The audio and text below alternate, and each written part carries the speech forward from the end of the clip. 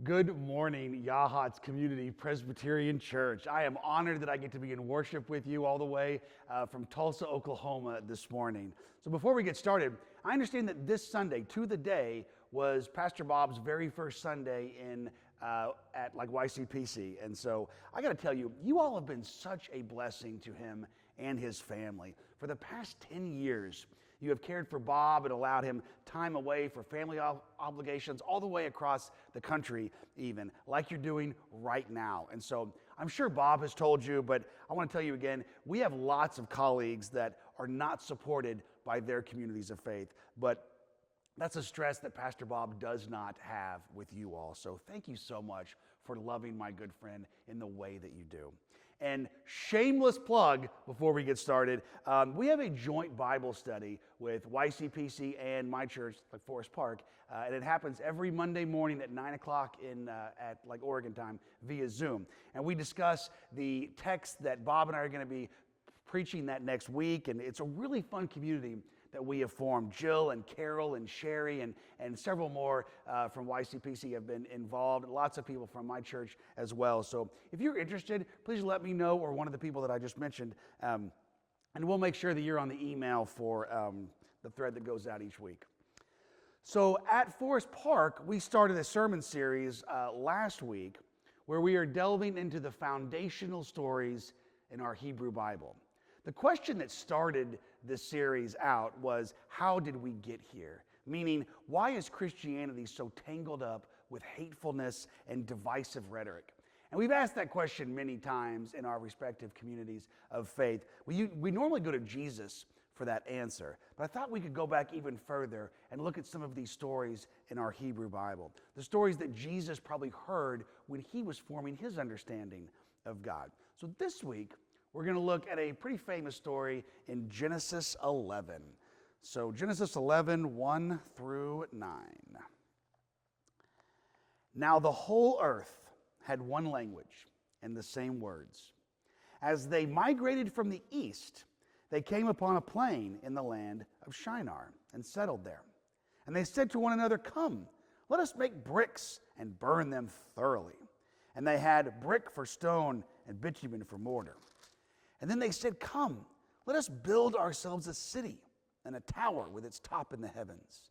And let us make a name for ourselves. Otherwise, we shall be scattered abroad upon the face of the whole earth." The Lord came down to see the city and the tower which mortals had built. And the Lord said, "Look, they are one people, and they all have one language. And this is only the beginning of what they will do. Nothing that they propose will now be impossible for them. Come, let us go down and confuse their language there, so that they will not understand one another's speech." So the Lord scattered them abroad from there over the face of all the earth, and they left off building the city. Therefore it was called Babel, because there the Lord confused the language of all the earth. From there the Lord scattered them abroad over the face of all the earth. May God add a blessing to the reading of the Holy Scriptures. So this story, I got to tell you, I didn't like this for the longest time. The way the story is written and our application of it, I think it puts the God character in a fairly negative light. I mean, first of all, why would God care that they were building a city and a tower? Like, what's wrong with this? It's not a tower of evil or something, and they weren't doing bad things. At least that's not supported in the text. They just wanted a name for themselves, and a city, and a tower, apparently. And it's almost as if God is operating out of fear or jealousy or something. They are one people with one language. If we don't do something, nothing will be impossible for them. Let's confuse their language. I don't know if anybody picked up on the plurality there, but I wonder who God is talking to. That's a whole nother sermon. So it looks like everything went wrong for these people. Their fairly benign plans were thwarted. They ended up speaking different languages, and they were scattered all over the place. But what if this was not a punishment at all? Is there another way to look at this story? Have you ever been in a place or a situation where you were away from your people and your comfort zone. Whoever your people happen to be, and whatever you call your zone of comfort, have you ever been a fish out of water? It doesn't have to be a different country or even a different area where English wasn't spoken. It doesn't have to be language at all. But typically, when one gets into a situation where you don't know the rules, you don't know the verbiage, and you don't know the nuances of the culture, then we really retreat into the familiar. We don't like all of the confusion. We retreat into what we know. We want to be around our people and our family and the familiar. Let me take you back to the year 1996. I was a senior in high school then. I was on top of the world. And suffice it to say, I thought I was all that. And so I needed a first hour elective. And one of the options was debate. And I'm not on the debate team. I have zero interest in joining the debate team. I just thought I could fill the first hour of school with some light arguing to start the day. That little fantasy ended on day one. All these people that I was in class with, mostly were freshmen and sophomore. They've been on the debate team since like they were in the 6th grade or something like that. They all knew each other. They all had the same jargon. They all laughed at the same weird things that I didn't get. And the teacher was in his first year at the high school. And so he approached me on the very first day of class because I didn't know what was happening. He said, "Are you Cross-X or Lincoln Douglas?" I don't know what he's asking me. I go, I go by Bill. But what he was asking me was, are you on the cross-examination team or the Lincoln Douglas team? I told him I wasn't on any team at all. And he went on a tirade then, asking why the high school would allow me to be in this class if I wasn't on the team. He said, if you're not going to be on the team, then just sit there and stay out of everyone's way. I go, that's fine. Can I sleep on my desk right here? And he said, sure. So that's what I did. I would show up every single morning around all the weirdness, and I would put my head down, retreat into the familiar, and just sleep. And one thing I noticed as I was drifting off to sleep every single morning was these kids, when they were up there debating, were talking way too fast. Like they were going crazy, like they were perpetually nervous or something. But I didn't care. I didn't have to enter their world. I just got to go to sleep. That is until the next semester when our teacher assigned us group projects. And I was not wanting any part of this. And my group mates were definitely unimpressed that they were assigned the guy who sleeps every single day. So we were forced to work together. One of them, during our sessions, had expressed frustration about their upcoming math test. Remember, I'm 2 grades older than a lot of these kids were. And I was on the fast track on math. So I said, well, break out the math. Let's work on it together then. And so another day when we were working, I said, why do you all talk so fast up there? It's been bugging me. Why do you guys talk so fast? Are you that nervous when you're up there debating? And they looked at each other and they start laughing. They explained to me that in Cross-X, they have like 2 minutes to cram in as much information as possible so the other team didn't have time to do the rebuttal. It was strategy that they were doing this whole time. The Lincoln Douglas team used a little more conversational approach. So the group lasted about a month. The group project lasted about a month. And by that time, I grew to appreciate these kids. And they grew to not just tolerate, but appreciate me as well. None of that happens if the teacher doesn't force us to work in groups. Now, fast forward to 2024, the summer of 2024. Just a few months ago, I counseled church camp at one of our Oklahoma camps for 1 week. Normally it's the high school group. And every morning, I would set up at the prayer labyrinth at 7 o'clock in the morning. Breakfast was at 8 o'clock, but if you wanted to get down there early and walk the labyrinth, we encouraged that, so I would always sit down there for that. So a camper came by herself and wanted to walk the labyrinth. And I gave her instructions. I said, okay, just start being a prayerful mindset and just kind of be with God. And so she just kind of sat there and stared at me, and I go, you all right? And then she launches into a tearful tearful tirade that she doesn't know people in her small group, and she's homesick, and she's thinking about calling her mom and just having her be picked up. She wanted to go home. These aren't my people, she said, and I don't like it. So we start talking, and I asked her what she's into and if she's into any extracurricular activities at school. She goes, well, I've been on the debate team for 3 years. You know what I asked her? I said, Cross-X or Lincoln Douglas?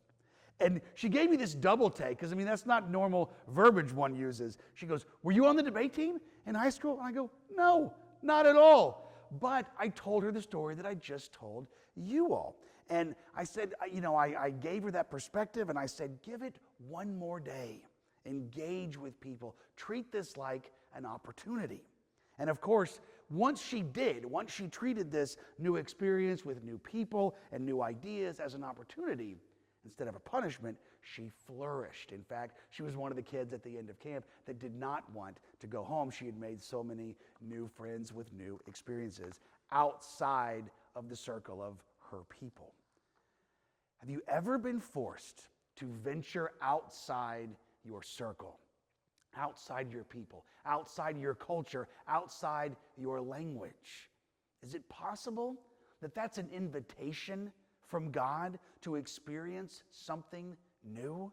Not just a vacation or a novelty or something, but to broaden your horizons and experience the rich tapestry that God wove when God created all of this. We have read for years, millennia in fact, we have read the Tower of Babel story as a punishment. But what if that's not the case? What if this was God's way of saying, I've got something even bigger planned for you, something that goes beyond one city and one language and one way of doing things? Because the people, let's be honest, the people were unified there in Babel, but it was such a narrow kind of unity. They wanted to build something great, but their vision was so small and limited, and it was all about sameness. But when sameness rules, creativity and curiosity and growth are stifled. God is the ultimate artist, the one who delights in a world of color and sound and variety. When God scattered the people, giving them different language, it wasn't to punish them, but to bless them with diversity, to spread out so they could learn from one another, to see the world from different perspectives and depend on relationships and cooperation. In the Oklahoma region, where we are a part of, in the Disciples of Christ, we structure our committees and commissions on this very principle. The Presbytery in Oregon probably operates in the same way. We strive for diversity when we're putting together a task force or something like that. We actually, in Oklahoma, we're going through a regional search process to find our new regional minister. So I was called the other day by the person in our region who was in charge of recruiting people to be on the search committee. She actually left just a voicemail on my phone. I needed to call her back. My immediate thought was, I don't have time for this, okay? There's no way that I have time to serve on a regional search committee to find our new person. I've got so many things going on my plate. So I called a couple colleagues before I called her back because I really didn't know her that well. And I started every single conversation with, I'm just going to tell her no. That's it. I'm going to tell her no. I'm not interested because I don't have time for this. And then as we would talk, I go, maybe I could. I don't know. But if I do this, I'm going to go kicking and screaming. They better wine and dine me if they want Bill Hemm to be on this search committee. So finally, I call her back. And she goes, thank you so much for calling me back. I've got something very important to ask you. And I go, all right, here we go. She said, can you recommend a woman of color or a youth? Because we need both of those perspectives on our committee. I go, you don't want me to serve? And she goes, oh, we have plenty of your perspective already on the committee. I go, fine, I'm busy anyway, all right? I was going to tell you no, just letting you know.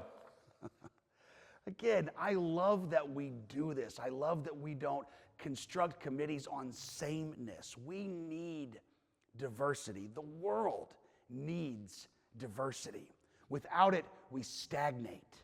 Look at the foods that we eat, the music we listen to, the technology that we use. All these things come from all over the world, from people who think differently than we do, speak differently than we do, and experience God differently than we do. And that is what God meant when God created this whole thing and called it very good. So I'd like to close this morning with a version of this story of the Tower of Babel that I found in a children's book. The book is called God's Big Plan by Caldwell and Aber. And it's not a word-for-word retelling of the story we have in our Hebrew Bible. I think this would be considered a midrash, a story to explain a story. So here we go. After the flood, there was one big family, and they settled in the land of Shinar. They all spoke the same language and lived together in one place. They said, let's build a big city with a tall skyscraper so that we can stay together. They liked living in a city where everyone knew everyone else. They liked speaking the same language. They liked all being alike, and they did not want to leave. So God saw them building their city and their skyscraper, and God said, they are one big family. They are all alike. If I don't do something, things will never change. Everyone will just be like everyone else forever. So God came up with two ideas. God gave them different languages to speak. And then God sent them to live out all over the world in different places. The people never finished building their city. They had a little plan to stay together, but God had a big plan that was different. God wanted to fill the world with different languages, different people, and different ways of living, and that's what God did. Thanks be to that God. Amen.